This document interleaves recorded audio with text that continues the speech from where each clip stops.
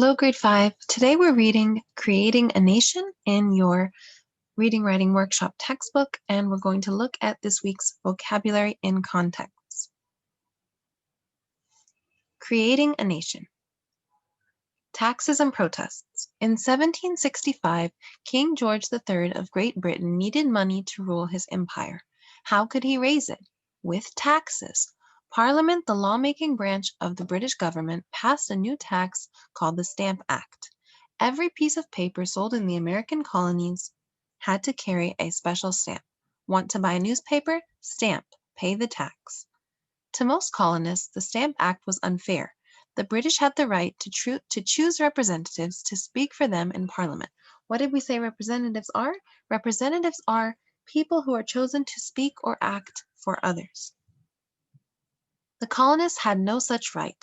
How could Parliament tax them if they had no voice in government? The colonists held protests against the Stamp Act. Consequently, it was repealed or canceled. But more taxes followed. Women protested a tax on cloth imported from Britain. How? They wove their own cloth at home. Before long, the situation grew worse. What did we say situation means? Situation is a condition or state of affairs. So the condition grew worse. The condition got worse with time. In 1770, British soldiers fired into a disorderly crowd in Boston. 5 colonists died. This tragedy is known as the Boston Massacre. By 1773, most taxes had been repealed or canceled, except the one on tea. One night, colonists held a protest called the Boston Tea Party. Dressed in disguise, they slipped onto 3 British ships in Boston Harbor, and then they tossed the ship's cargo tea overboard. Here in the top, we have a photo of the Boston Tea Party, where the colonists disguised themselves as Native Americans, and they dumped all of the tea into the sea. Revolution begins. An angry King George punished the colonies by ordering the port of Boston closed and town meetings banned. Colonists called these harsh actions the Intolerable Acts. However, they could not agree on how to resolve the problems with Great Britain. Resolve means to solve or to settle, all right? So they did not agree on a way to settle the problems that they had with Great Britain. Patriots wanted to fight for independence. Loyalists wanted peace with the king. Many colonists were undecided. Finally, colonists called for representatives from each colony to attend a convention. A convention is a special, a meeting, that is held for a special purpose. What was this convention for? This important meeting, the First Continental Congress, took place in 1774 in Philadelphia. After discussion, the delegates decided to send a peace proposal to the king. All right, so a proposal, a plan, or a suggestion, they decided to send a suggestion of how there would be peace between them.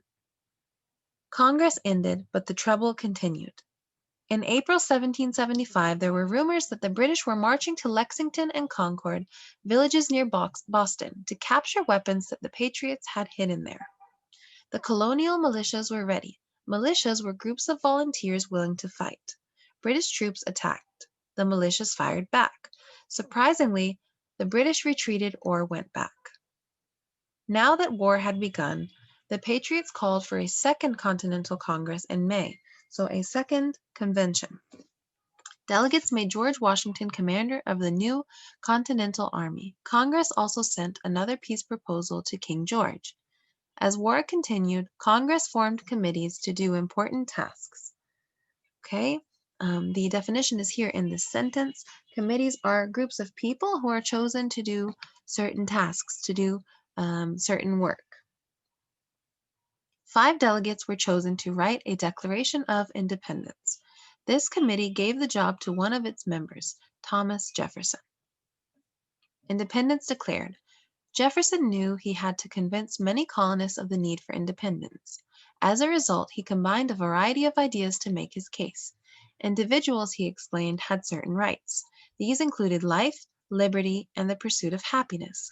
Governments were created to protect those rights. Instead, King George had taken away colonist rights and freedoms.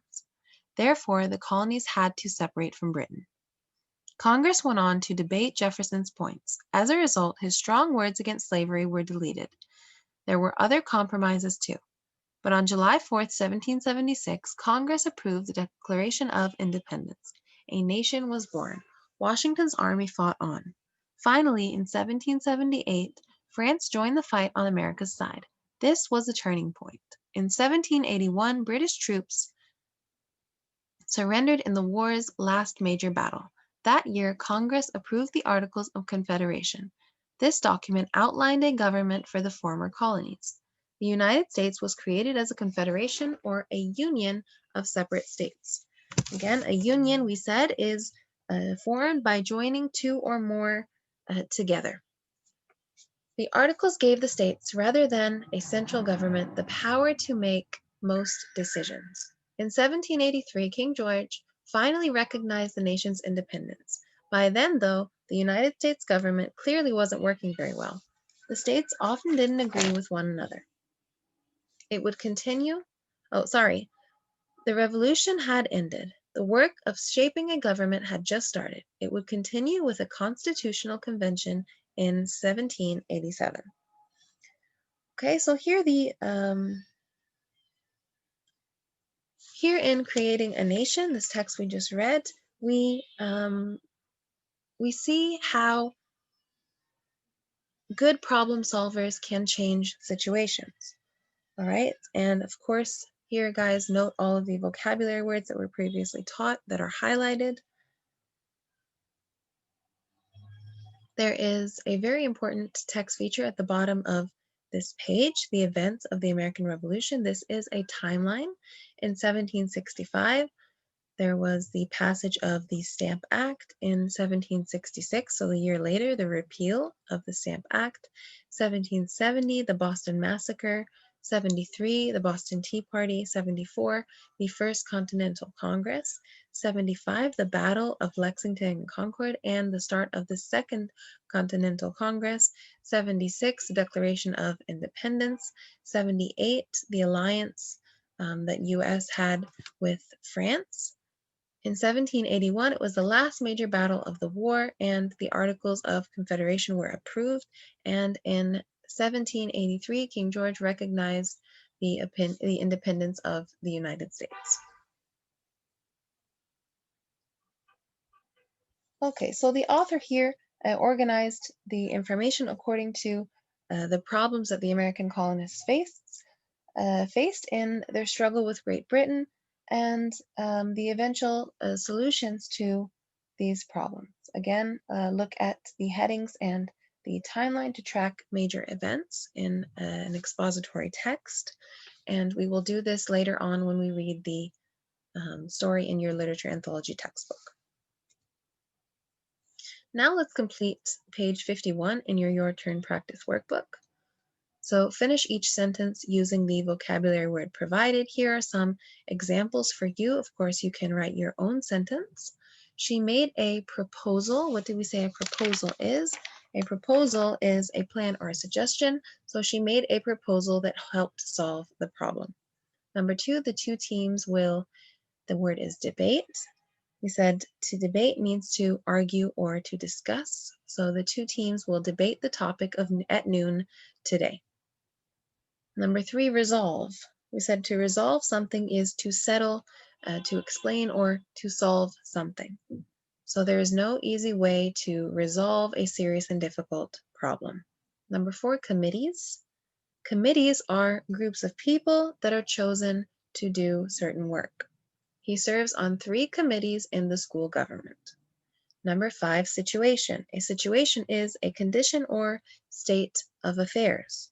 We need to talk about the current situation with our team. Number 6, union. A union is formed when we have 2 or more things that are joined together. The 2 groups formed a strong union in order to lead the country.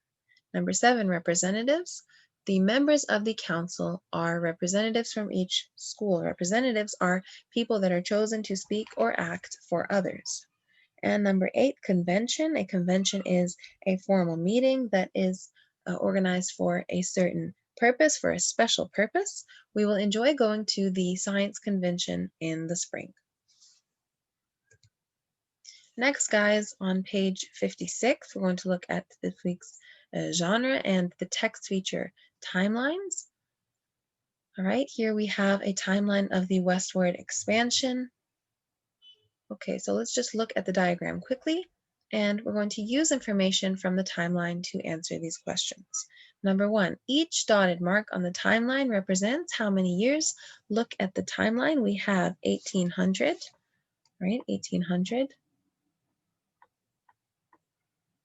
We have here 1800, right? 1820, 1840, 1860. So each dotted line here represents 20 years. Okay, the answer is 20 years. Number 2, which event took place first, the California Gold Rush or the Civil War? All right, the California Gold Rush took place in 1849, but the Civil War did not happen until 1861. So the answer is the California Gold Rush. Number 3, when was the Erie Canal completed?